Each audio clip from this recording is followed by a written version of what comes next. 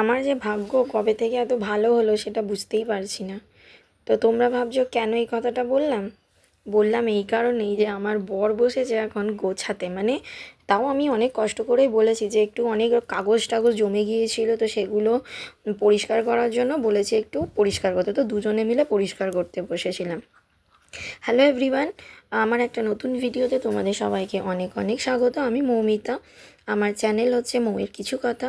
তো তোমরা আমার চ্যানেলটাকে যারা যারা সাবস্ক্রাইব করেছো তাদেরকে অনেক অনেক ভালোবাসা। যারা আমার চ্যানেলটা দেখছো একটু সাবস্ক্রাইব করে পাশে থেকো আর লাইক কমেন্ট শেয়ার করো। আর আশা করছি তোমরা যে যেখান থেকে আমার ব্লগটা দেখছো ভালো আছো, আমিও ভালোই আছি। তো দেখো আমি ভিডিওটা যেদিন করেছিলাম বেশ অনেক দিন আগে, প্রায় সরস্বতী পুজোর পরের দিনের ভিডিও ছিল এটা আমার, তো তখন পোস্ট করা হয়নি, তো এখন পোস্ট করলাম। তো এখানে দেখো আমাদের এখানে সরস্বতী পুজো ভালো পুজো হয়, তো এখানে পুরো রাস্তা দেখতে পাচ্ছ পুরো জাম আর ভিড়ে ভিড়। কেন আমাদের এখানে একটা জায়গায় বেশ অনেক বড় বড় সরস্বতী ঠাকুর হয়, তো সেই কারণে প্রত্যেকেই সরস্বতী পুজোর সময় এই জায়গাতেই ঠাকুর দেখতে আসে। তোমরা যারা আমার হাওড়া এরিয়ার মধ্যে তারা অবশ্যই জানবে দাসনগর, তো দাসনগরেই প্যান্ডেল হয়, ঠাকুর হয়, প্রচণ্ড পরিমাণে জাম আর ভিড়। তো সেই জন্য আমি এখানে ঠাকুর না দেখে আমার এত ভিড়ভাড়টা ভালো লাগে না, তাই আমি অন্য জায়গায় আর একটা জায়গায় খোলামেলা জায়গায় চলে গেলাম। তো সেখানে গিয়ে আর একটা বন্ধুরা গিয়েছিল একটা নতুন রকমের জিনিস, দেখো আগেই দেখলে যে চকলেট, হট চকলেট। তো আমার মোটেও ভালো লাগেনি, আমাদের কারোরই ভালো লাগেনি, ওটা নিয়েছিলাম বাট কারোর পছন্দ হয়নি। হট চকলেট কেক বোধহয় ছিল ওর মধ্যে।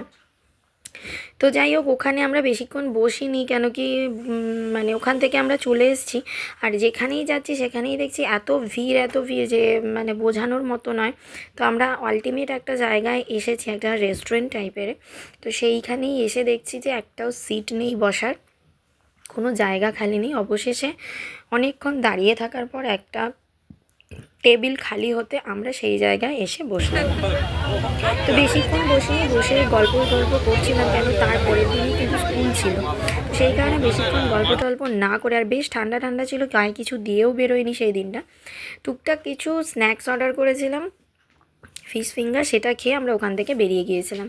আসার পথে একটা ঘড়ির দোকানে ঢুকেছিলাম, কেন কি আমার একজনকে গিফট দেওয়ার ছিল, তো সেই গিফটটা অনেকদিন ধরে পেন্ডিং হয়েছিল, তো একটা ঘড়ি কেনার ছিল, সেই ঘড়ি টড়ি কিনে তারপর বাড়ির দিকে চলে এসেছিলাম। তো ভ্লগটা আমি বেশি বড় করিনি, এখানেই ভ্লগটা শেষ করলাম। তো তোমরা সবাই ভালো থেকো, সুস্থ থেকো, আমিও ভালো থাকবো।